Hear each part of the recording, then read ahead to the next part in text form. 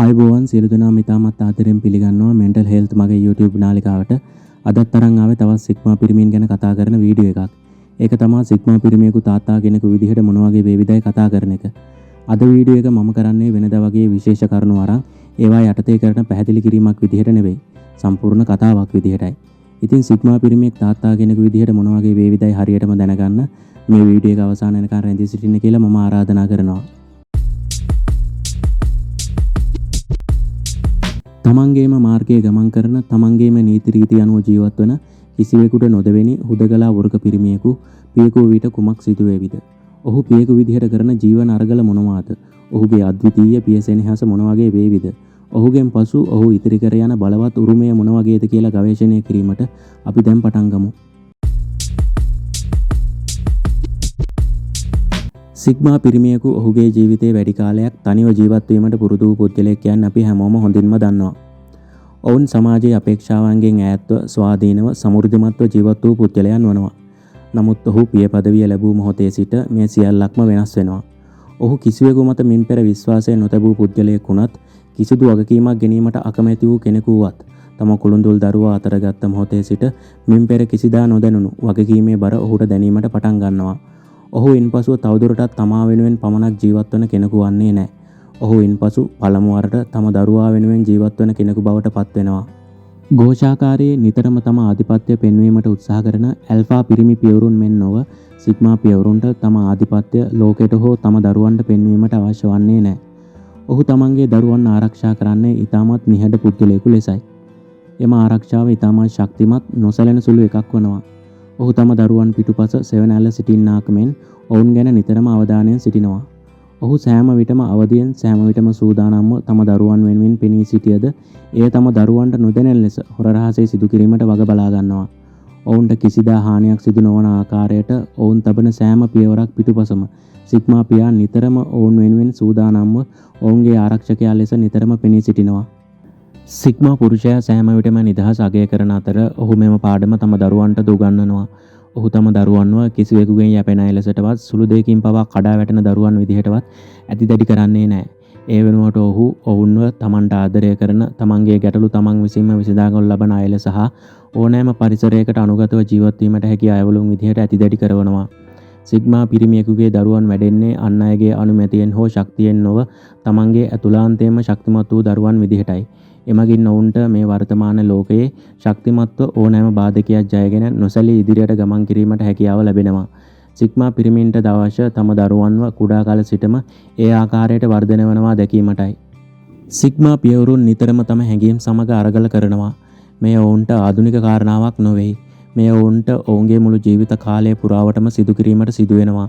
Sigma පියවරුන්ට තම දරුවන්ට ඇති ආදරය නිතරම දැනෙන නමුත් ඔවුන් ඒවා වචනවලට පෙරලා තම දරුවන්ට පැවසීමට උත්සාහ කරන්නේ නැහැ. සමහර විට ඔහුගේ දරුවන්ට මේ නිසා තම පියා දුරස්ත බවක් හැඟීමටද පුළුවන්. නමුත් එම නිශ්ශබ්ද දුරස්තභාවයේ පිටුපස දරුණු ආදරණීය පක්ෂපාතී හදවතක් ස්පන්දනය වන බව දන්නේ සිග්මා පියවරුන්ම පමණයි. ඔහු කරපු සෑම කැපකිරීමක්ම සෑම නිදි නැති රැයක්ම සෑම දුෂ්කර වූ තේරීමක්ම ඔවුන් තම දරුවන්ට නොකීවාට තම දරුවන් වෙනුවෙන් ඔවුන් කරන මෙහෙය කොතරම්ද කියා දන්නේ ඔවුන්ම පමණක් යයි මට සිතෙනවා. එය මම ඔයාලට ආදරේ මගේ දරුවනේ කියනවට වඩා විශිෂ්ට දෙයක් ලෙස අර්ථ ගැන්විය හැකි වෙනවා. තම දරුවන්ට ජීවන පාඩම් ඉගැන්වීමේදී ඔවුන් වචනවලට වඩා ඒවා ක්‍රියාවෙන් සිදු කර ඔවුන්ට පෙන්වීමට නිතරම උත්සාහ කරනවා. වචනවලට වඩා ක්‍රියාව සෑම විටම කතා කරන බව ඔවුන් විශ්වාස කරනවා. තම දරුවන්ට දිගු දේශනා දෙනවාට වඩා අඛණ්ඩව ආත්ම ගෞරවයෙන් හා ධෛර්ය සම්පන්නව ජීවත් වන්නේ කෙසේදයි ක්‍රියාවෙන්ම ඔප්පු කර පෙන්වීම මගින් ඒ තම දරුවන්ගේ මනසට වඩාත් හොඳින් දැනෙන බව ඔවුන්ගේ මතය වනවා. ඔවුන් තම දරුවන්ට ආදර්ශයෙන් නිතරම හරිමඟ පෙන්වනවා. සැබෑ ප්‍රඥාවන්තයා නිතරම කටවාචාලකමට කතා නොකරන බවත් ඔවුන් ක්‍රියාවෙන් අන් අයට තමන් කවුරුන්ද යන්න ඔප්පු කර පෙන්වන බවත් ඔවුන් තම දරුවන්ට උගන්වනවා. දරුවන්ට පියා ලබා දෙන ආදර්ශ ඒ ආකාරයෙන්ම පිළිගෙන ඔවුන්ගේ ජීවිත සාර්ථක කරගන්නවා. සිග්මා පිරිමින් බොහෝ දෑ ඉගෙන ගන්නේ සමාජයේනි. සමාජයට අලුතෙන් පැමිණෙන දේවල් මොනවද ඒවායින් තමන්ට වන බලපෑම තමනුත් ඒ ආකාරයට අනුගත විය යුතුද නැද්ද කියා ඔවුන් නිතරම සොයා බලනවා. තම දරුවන්ට අලුතෙන් පැමිණෙන දේවල් වලින් මොන වගේ බලපෑමක් වේවිදයි ඔවුන් නිතරම දැඩි අවධානයකින් සිටිනවා. කිසිදා නීති රීති වලට අවනත නොවන සිග්මා පිරිමින් සමාජයේ මොන දේ කළත් තම දරුවන් ඒ රැල්ලට හදන්නේ නැහැ. ඔවුන් තම දරුවන්ට උපරිම නිදහස ලබා දෙනවා. හැබැයි එයින් අයිති ප්‍රයෝජන ගැනීමට ඔවුන් උත්සාහ කළහොත් එම නිදහස සීමා සහිත කිරීමටද ඔවුන් වග බලා ගන්නවා. ඔවුන් කිසි දිනක තම දරුවන් අඳින පළඳින ආකාරය, ඔවුන් ඇසුරු කරන යහළුවන් ගැන හෝ යන එන තැන් ගැන නීති රීති දැමීමට නොයන අතර තමන් වැරදි දෙයක් කළොත් වැරදි ආදීන තමන්ට ලැබෙන බව ඔවුන්ට පැහැදිලි කරලා දෙනවා. අපේ සමාජයේ කතාවක් තියෙනවානේ බල්ලොත් එක්ක නිදාගත්තොත් බලු මැක්කොත් එක්ක නැගිටින්න වෙනවා කියලා. අන්න ඒ ආකාරයට ඔවුන් තම දරුවන්ට අනතුරු අඟවන අතර ඔවුන් දේවා මහා ඉහළින් පිළිගෙන ජීවත් වීමට පුරුදු වෙනවා. මම මෙහෙම කියනකොට ඔයාලා කල්පනා කරනවා ඇති එතකොට සිග්මා පිරිමින් දරුවන්ට නීති රීති දාන්නෙම නැද්ද කියලා. නෑ, ඇත්තටම නීති රීති දානවා. මම ඒ ගැන දැන් ඔයාලට පැහැදිලි කරලා දෙන්නම්. ඇමරිකාවේ ජනාධිපති වෙච්ච ඩොනාල්ඩ් ට්‍රම්ප් තමන්ගේ දරුවන්ට මත්පැන් මත්ද්‍රව්‍ය පානය කිරීම හා ටැටූ ගැසීම තහනම් කරලා තියෙනවා. මේ ඒ නීති රීති වලට හොඳ උදාහරණයක්. සාමාන්‍ය සිග්මා පිරිමි නීති රීති කැඩුවට නීති රීති දාන අයවලුන් නිසා සමහර සිග්මා පිරිමින් තම දරුවන්ට නීති රීති දාන බව මට ස්ථිර වශයෙන්ම ඔයාලට කියන්න පුළුවන්.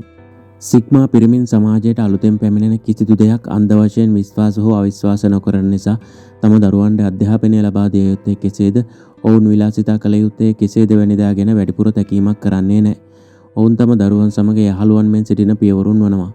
ඔවුන් දරුවන් ඇතිදැඩි කරන්නේ ඔවුන්ගේම මූලධර්ම වලට මිසක් ජනප්‍රියත්වය උදෙසා නොවන නිසා තම දරුවන්ට මේ සිස්ටම් එක ගැන ප්‍රශ්න කිරීමට, විවේචනාත්මකව සිටීමට හා ලෝකෙම ඔවුන්ට විරුද්ධවද ශක්තිමත්ව සිටීමට හැකි ලෙස ඔවුන්ව ඇතිදැඩි කරනවා. වසර ගණනාවක් ගත වී සිග්මා පියෙකුගේ දරුවන් උස්මහත් වූ පසු ඔවුන් විසින් තම පියා ඉගැන්වූ පාඩම් හොඳින්ම ධාරණය කරගෙන ඒවා තම ජීවිතවලට එකතු කරගනිමින් ඔවුන්ගේ මාවත්වල ගමන් කරනවා. ඔවුන් එම ආදර්ශ නිසා ඉතාමත් ස්වාධීන, ඉතාමත් නිර්භීත දරුවන් බවට පත් වී තියෙනවා. ආදරයට හැම විටම වචන අවශ්‍ය නොවන බව ඔවුන් හොඳින්ම ධාරණය කරගෙන තියෙනවා. ආදරයට අවශ්‍ය වන්නේ පැවැත්ම, ආරක්ෂාව හා පරිත්‍යාගයේ පමණක් බව ඔවුන් හොඳින්ම අවබෝධ කරගෙන තියෙනවා. සිග්මා පියෙකුගේ උරුමය රැකීමට ඔවුන්ගේ දරුවන් දිවි පරදුවට තබා සූදානම් වෙමින් තම පියා ලබා දුන් අවවාද ආදර්ශ ලබාගෙන ගරු ගාම්භීරව ජීවිතයේ ඉතිරි ගමන් කරනවා. ඉතින් සිග්මා පිරිමියෙක් පියෙකු වුණාම මොන වගේද කියලා දැන් ඔයාලට පැහැදිලි ඇති කියලා මම විශ්වාස කරනවා. සිග්මා පිරිමියෙක් පිය පදවිය ලබනවා කියන්නේ ඉතාමත් දුර්ලභ සිදුවීමක්. ඔවුන් නීති රීති පිළිපදින්නේ නැති, ආදරය ඉල්ලා කෑ ගැසන්නේ නැති, නමුත් නිහඬව ශක්තිවන්ත දරුවෙකු මේ ලෝකයට දායාද කරන පුද්ගලයෙක් වෙනවා. ඔවුන් ඉතාමත් දුර්ලභයි. ඔවුන් විසින් සාදන දරුවාද ඉතාමත් වාසනාවන්තයි.